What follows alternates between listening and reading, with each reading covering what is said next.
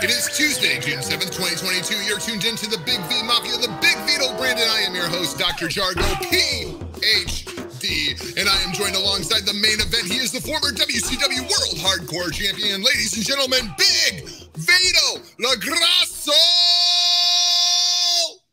Welcome back to your show, my man. How are you? How are you doing, Mr. Jargo? I hope everybody's doing great out there. Hope everybody's having a great time. Inspirational today. You know, trip coming up this weekend for Big V, the Big V Mafia going on the road. We got a seminar in Staten Island at Warriors of Wrestling. And we got another autograph signing, a couple of shows on Saturday and up to Albany on Sunday and then fly back home to sunny Florida on Sunday. So Big pimpin', man, making the rounds. Making towns, baby, making towns. Making Mr. towns, Jargo, making rounds. What do you got for me this week? I know we always have these great conversations. Yeah, well, you know, typically Men of Business is about the sports world, right? Like we like to sit down, just two bros sitting down talking sports. But I want to start in the world of pro wrestling this week because I want to get your thoughts before we get to the sit down on Thursday about what we saw this past Sunday night. Hell in a Cell, Seth Rollins, Cody Rhodes. Vito, there's a lot of people that are kissing up on Cody, and all of a sudden they respect Cody. They love Cody, and oh my God, I can't believe Cody went and did that for us. And all I saw was an absolute freaking idiot. There's absolutely no way if I was Cody Rhodes, I would have been getting into the ring with a torn pectoral muscle. There's also no way if I'm Seth Rollins, I'm getting into the ring with somebody with a torn pectoral muscle. I don't care if it's the main event. You could have come up with something else. And now it sounds like Cody is going to be on the shelf, Vito. Have you heard this yet? Yes. Let me tell you something. Six months he's going to be gone. Now, here's my thing. They talk about protocols. They talk about injuries. They talk about all this stuff that they have at the WWE. Why was he wrestling if he was injured? Yep. That's the big thing that Ryback talks about, CM Punk talks about, Vito LaGrasso talks about. Absolutely. Why are you in the ring if you're wrestling? It doesn't matter if you say afterwards, oh, brother, I did it for the fans. No, you're a fucking mark. You did it for the fucking payday. Are we all fucking stupid here? Yep, and the future payday, because now he's going to be Vince's boy because, oh, look at what he did for Vince, and he saved the show, and he put himself on the shelf for 4 to 6 months. At this point, I'm guessing Royal Rumble. I feel like it's just a foregone conclusion. Cody returns at the Rumble. He wins the Rumble. We get Cody versus Roman Reigns at WrestleMania, and it's just taken all of the air right out of the balloon. No, but the worst thing about it is, right, for the people in the back who were booking this, okay, you wasted Seth Rollins. If you knew he was going to be out for 6 months, why did you put the guy over? Why didn't you have an injury thing, take him out, and that would have been it? Rollins would have stayed up and prayed. You had Rollins lose to this guy 3 times in a row. Yep. And where does Seth Rollins go from here? I feel Seth Rollins is so like, you couldn't beat Cody Rhodes with one arm. Like that's what I saw. Like Seth Rollins is a huge pussy. Like people want to call CM Punk a pussy because he doesn't want to wrestle on a broken foot, broken leg, whatever the hell it is. But oh, look at what Cody did. No, you know what? You're fucking wrong. You're just plain wrong. And Seth Rollins is wrong too. Seth has got to know better than to say, yeah, I'll get in the ring with a one-armed Cody Rhodes. What could possibly go wrong? I thank God nothing did, but this could have ended terribly for both of those guys. What happens if he would have died, had a heart attack, had an aneurysm, had a blood clot because of it? Now, guys, I know you're all, kissing up to Cody. This has been sickening to me. Yeah, you all know him because he's Dusty Rhodes' son. If he was a guy with black hair and trunks, you guys would not know nothing about him. This is what makes me sick. Oh, he did it for this. He did it for the payday. He was a main event on the thing. Do you think he was not going to make that shot? He just signed a contract. He was making bank. He's going to make more bank. Now he's going to get paid to sit on the shelf, right? You're all a bunch of marks who believe in this shit, okay? When you're shooting the spew and people are telling you the truth, right? Did you also hear John Laurinaitis called Ryback again to offer him a settlement to shut the fuck up? Why am I not surprised? I mean, especially the personalities involved. As soon as you say John Laurinaitis, I know there's some kind of chicanery going on. No, but that's not the point. The point is that Ryback has been speaking the truth. Vito LaGrasso spoke the truth. CM Punk spoke the truth. And numerous other wrestlers have spoken the truth. When do the people get it? Right. Yep. Okay. And on the other hand, people are going after CM Punk for, you know, the AEW bringing in the interim title. They don't like how they're doing it. I'm with them on that one. I think the interim title is stupid. Just relinquish the title if you're going to be gone for 3 months. Crown a new champion. You can get first shot when it comes back. Nothing changes inside of the storytelling. I hate interim championships inside of pro wrestling, but good on CM Punk. If you're freaking injured, you're freaking injured. Now, here's another thing, right? He learned from his mistakes at the WWE. Absolutely. That is why he is not wrestling hurt. Yep. What don't people get? There's life after wrestling. There's wrestling, and then there's your health, and then there's your family, and how you're going to make a living. What happened? I don't know the injury of CM Punk. I don't know what he tore or what he did. But the fact that he stood up and said, I'm not wrestling, good for you. Right? Right. How do you feel about the interim championship? Do you think Tony Khan is handling this thing the right way? It's part of the it's part of the business sense of the UFC. When a champion steps down, they have an interim champion. Okay. This is what they're doing. The WWE is doing the same business plan and concept behind the scenes as the UFC, because the UFC is making billions of dollars every show. The WWE is trying to copy that concept, and here's Tony Khan taking the first step. We're not producing any money. Let's have an interim champion, which is unheard of in wrestling, but hey, let's give it a shot. If it works, great. So that's the first step. Now, right, along with that, the WWE also fired Stephanie McMahon from her duties because she wasn't doing the business sense that takes to bring better business to the WWE. Now, Vince can fire his daughter, and Vince can fire his son, and Vince can fire Triple H. All he cares about is money and looking at the business aspect. Okay, so the business aspect says money, money, money. Stephanie and Triple H have been in there for a long time. John Laurinaitis is a weasel. He's there, jock sniffing, kissing ass, you know, serving coffee, sharpening pencils, doing what he can, making the future endeavors phone calls, calling people like Ryback saying, please take a settlement. Okay, but all in all, you have to have one shitbag in the company, and that's Johnny Acehola. That's what we call him in Italian, Acehola. Boy, with that said, I hate to ask about Bruce Pritchard and how you feel about Bruce Pritchard, because I feel like everything you said about Johnny Laurinaitis, we could have applied to Bruce Pritchard. But Bruce Pritchard is in the, you know, I don't got beef personally with either one of these guys. You know what I mean? They're not in my life. They're not doing. But when you look from the outside in, they're doing what they have to make a living, okay? So if the Vince says bark, they're going to bark. If Vince says shit, they're going to shit. If Vince says piss, you're going to piss. Okay? If Vince is going to the bathroom and he says, hey, I need a spot, brother, one of them is going to run in there and give him a spot. That's the way it's going to be. So Bruce Pritchard, you know, he's got his podcast and he goes after people. He does things. I'm not here to go after him. I'm not here to go after John Laurinaitis either. I'm just speaking facts, and this is the facts. They do what they have to do to keep their jobs. If it's being a yes man, hey, if it suits you, have some integrity, have a pair of balls, you know, and learn to say no, and don't be the stooge that everybody looks at you like. Well said. Well said. Let's move on to the world of sports, Vito. We got some basketball we got to talk about, because suddenly the Golden State Warriors are back in this series. I picked Golden State in 5. I know you said Golden State in 4. Boston comes out and just surprises everybody, takes game 1 in San Francisco. And the thing that was crazy, Golden State dominated that game. They dominated that game for 3.5 quarters, and all of a sudden Boston just gets hot with about 4 minutes left inside of the game. But Golden State comes out, puts a whooping on Boston for game 2. And this was the Golden State Warriors I expected. It almost feels like that week off actually worked against Golden State. Well, here's the thing, right? If you look from game 1 to game 2 and you compare the scorers, Al Horford shit the bed. Everybody else shit the bed. Jason Tatum, turnover city, right? They were overwhelmed because what did Golden State do? They turned up the heat. Draymond Green, is the old school enforcer, and he will antagonize you, push you, shove you, grab you, do what you have to do to get you out of your game. But he's also a facilitator, and he's a great ball handler, and he knows how to get his team going. So what do we do now? So now we watch. It's 1-1. Here we come. Now, do the guys who scored in game 1 for Boston show up for game 3? I mean, I feel like this series is over.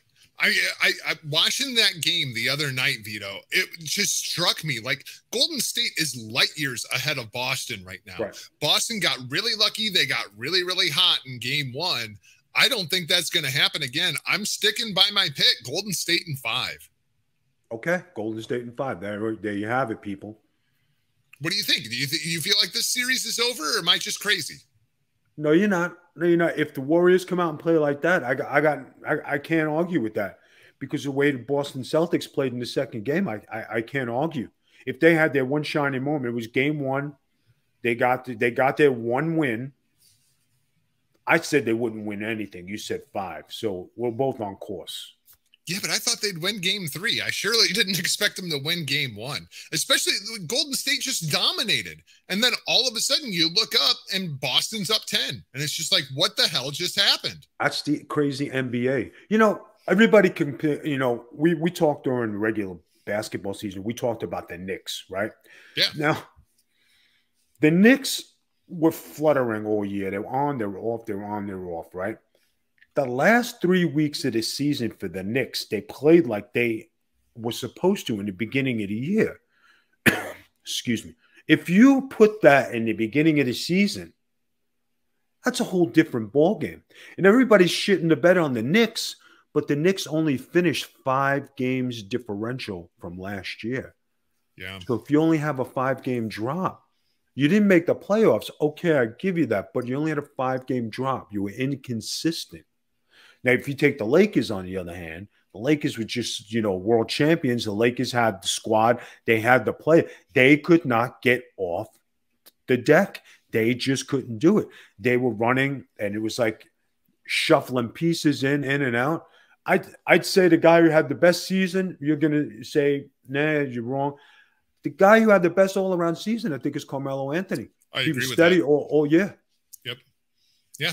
Yeah. He wasn't, you know, all-star Melo that we came to know and love 10 years ago, but he was the most consistent, surefire thing that the Lakers had on that team this year. He was absolutely, because he'd go out there, give you 15, 17, 19 points a game, and that's what Melo was going to do for you. I was very happy with Carmelo Anthony this year. No, he did great. And the games he was dropping 20 plus, and he was shooting spot up threes, and he was doing his thing. I would be shocked if he doesn't show up for the Lakers.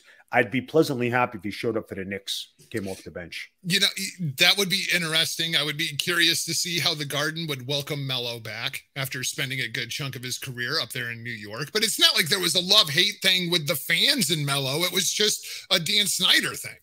Well, if they substituted, if they moved Randall in a trade like they said they were going to do, right? That's the gist. They move Randall. They put Obi Toppin in the starting lineup. They have Carmelo coming off the bench at the power forward. Not a small forward, as a power forward. Now, you got a veteran presence teaching Obi Toppin. Obi Toppin's, you know, he runs like, you know, he's got hops. He's the Kenny Skywalker of the New York Knicks from yesteryear, but he's a little bit better. Knicks are going to have a squad. If they could justify what they're going to do, I mean, Kemba Walker's gone. Randall is 50-50. Ellis Burks is 50-50.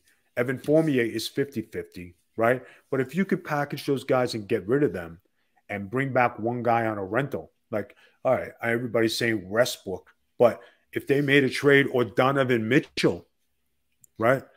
The one guy I wouldn't trade for is Zion. He's damaged goods. I wouldn't trade for him. Total bust. Disappointing, too, because, I mean, as a Duke fan, I watched Zion all through college. I know you did. We both did. he was the most exciting player I think I've seen in college basketball since Shaquille O'Neal. I mean, like he was just out there destroying things. He wasn't the greatest player in the world, but he had the ups. He was explosive. He was the most exciting player in the league. Kind of reminds me of Harold Miner. I mean, when Harold Miner was first coming into the league, I mean, dude, that kid had some ups. And then he got into yeah, absolutely. Got into the league and just kind of disappeared. Sean Kemp had a great career, of course, but you know what it is too?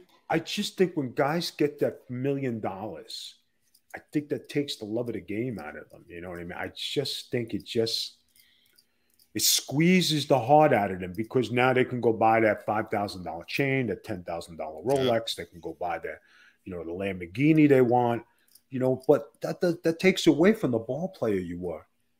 When I made WCW, okay, let me just put it like this. When I made WCW, they called me the bonus baby, right? Because I had a bonus contract.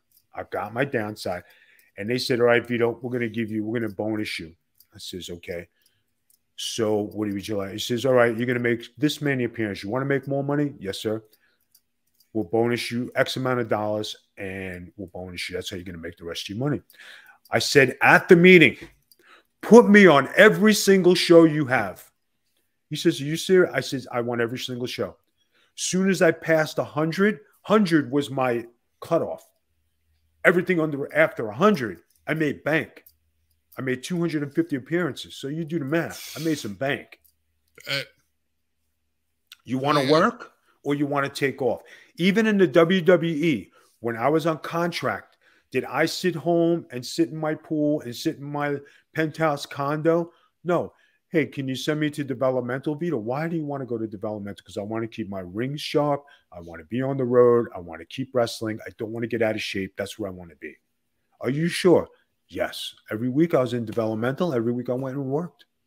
Hell yes, absolutely. You brought up the Lakers. Couple Lakers notes to bring up. Russell Westbrook kissing some ass this week. Did you see they introduced the new coach, Coach Ham, and who was there hamming it up? Russell Westbrook. Got to get right in the coach's ear first day.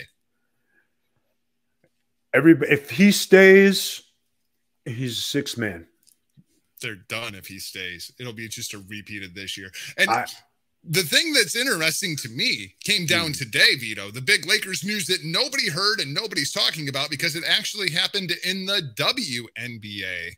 The head coach of the Los Angeles Sparks, a gentleman by the name of Derek Fisher, man's got 5 rings. Jeannie Buss said, get your ass out of here, and fired Derek Fisher today after a 5-7 start with the Sparks this year. Jeannie Buss is pissed. We've heard this on Instagram. She's talking a big game about how it was embarrassing this year. We've seen the Lakers head coaches, their heads started rolling, assistants' heads still rolling. Now all the way down to the Sparks, Derek Fisher out of a job.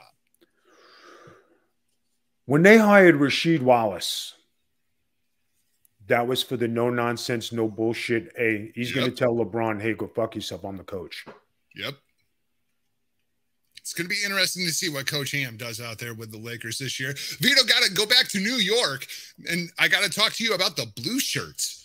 The New York Rangers, all of a sudden up 2-1 on the 2-time defending Stanley Cup champions Tampa Bay Lightning. The blue shirts, are they actually going to make a push for the finals here?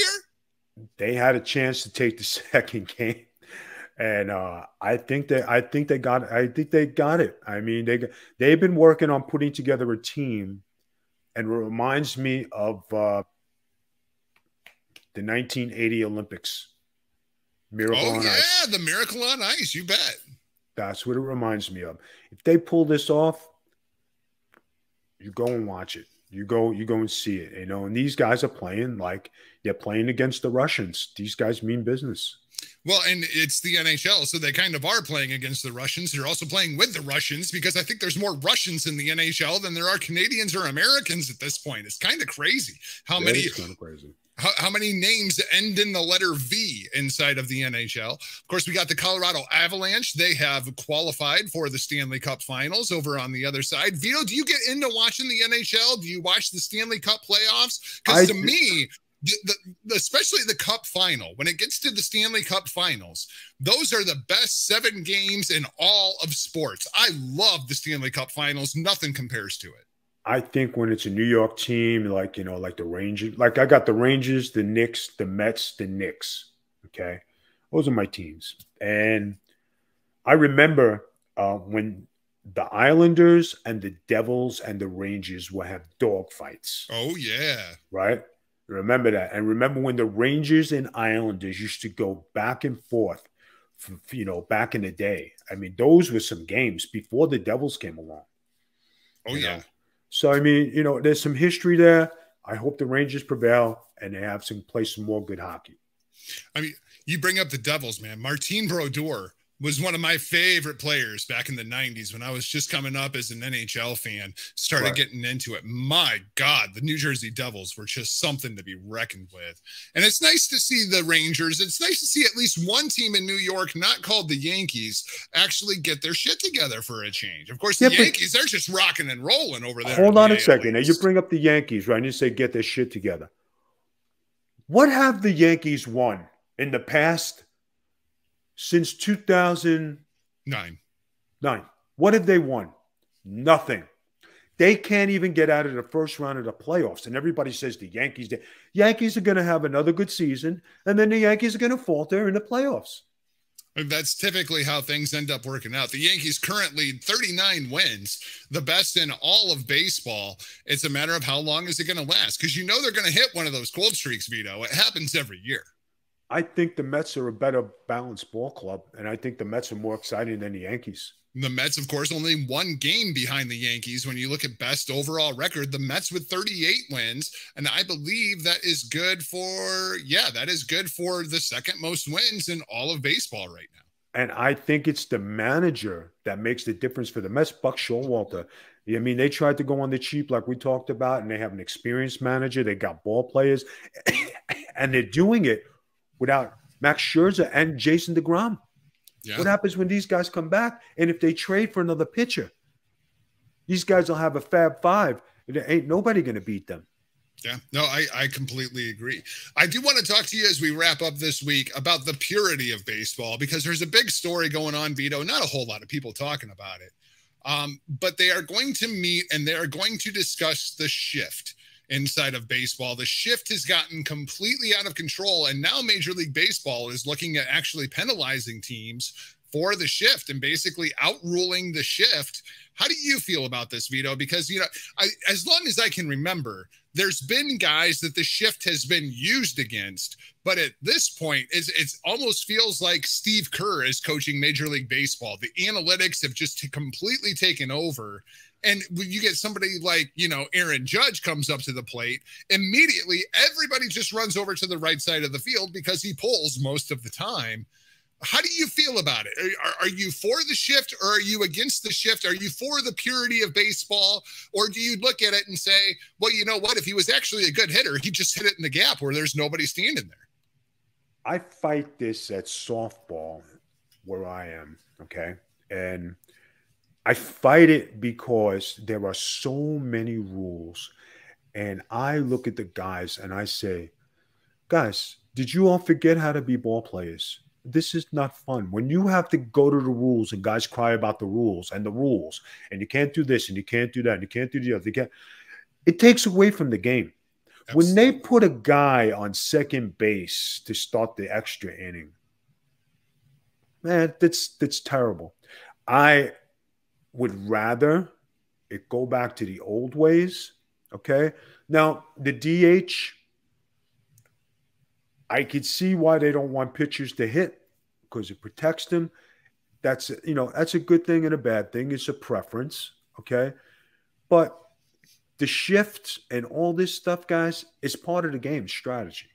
So if you're going to shift, okay, shift. If the guy knows how to hit, he'll hit it to the other place, and then they won't shift no more.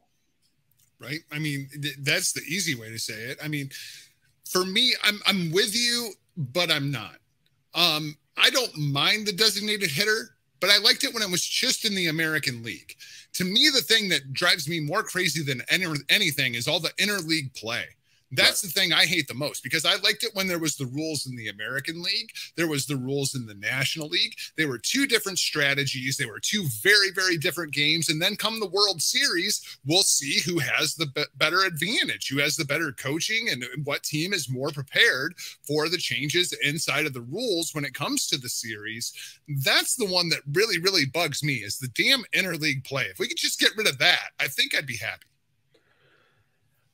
It's a hit. It's hit or miss. You know what I mean? Like, and they try all this new stuff. It's just like basketball, right? Let's go back to basketball for a second.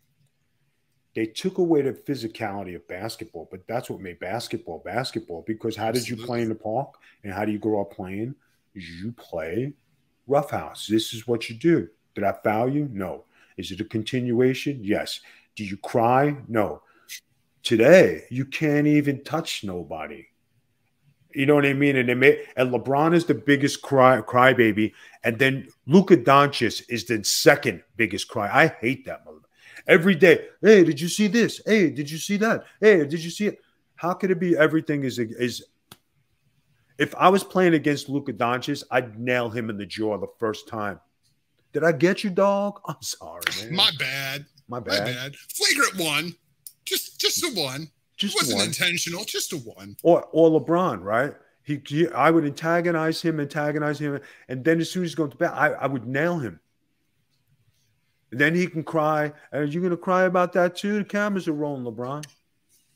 Vito, do you ever go to minor league baseball games? No, never have. So here, just a couple of weeks ago, we went and we saw the AAA affiliate of the Pittsburgh Pirates here in Indianapolis, the Indianapolis Indians. Okay. And they had something that really took me off guard. It was my first time experiencing it. Evidently, they are using a pitch clock now. Have you seen the pitch clock at work yet? Yes, I've heard it. I hate this thing, man. I absolutely hate it. And the thing that I hate the most about it is there's a different set of rules if it's the leadoff hitter. It's a different set of rules if there's a runner on first. It's a different set of rules if there's a runner on second but not on first. There's too many damn rules. And the pitchers are just at a huge disadvantage. They can't even step off the rubber more than once, Vito. The batters, they can't step out of the box to adjust their batting gloves because we got to speed up the game. We got to speed up the game. And it seems like every sport in the world is trying to speed up the game except for pro wrestling. They just keep adding more and more matches onto these cards. It's absolutely ridiculous. How do you feel about the pitch clock? Because that, to me, completely crosses the line. Don't like it. Absolutely Totally don't like it. Totally don't like it. So what we've established inside of this episode is Golden State's going to win in 5. You got the blue shirts going for the cup. We're torn on the designated hitter. The shift is okay. Hit it to the opposite field. And the pitch clock has got to go. Oh, yeah, and the Lakers are a bunch of bitches. But we hit on that every show. Got it. So that's going to wrap things up for this week's edition of Men of Business here at the Big Vito brand, the Big V Mafia. And of course, I am your host, Dr. Jargo, PhD. Keep me up with social media, all social media platforms at Not Jargo. And then, of course, at the Big Vito brand, at the Big V Mafia. Big Vito, anything you want to plug, promote, put over before we get out of here this week? Check out my Facebook. I'm going to be on the road this weekend. I'm going to be in Staten Island. I'm going to be in New Jersey. I'm going to be back in Staten Island. I'm going back up to Albany. Guys, I'm going to be on the road. I'm going to be check with us on Twitter. Check with us on Facebook. Get with the TikToks. And we'll see you soon. Myself and Oswald Cobblepot over here, we are off like a prom dress. We will talk to you next week for an all-new edition of Men of Business, and Thursday for the Sit Down with Big Vito.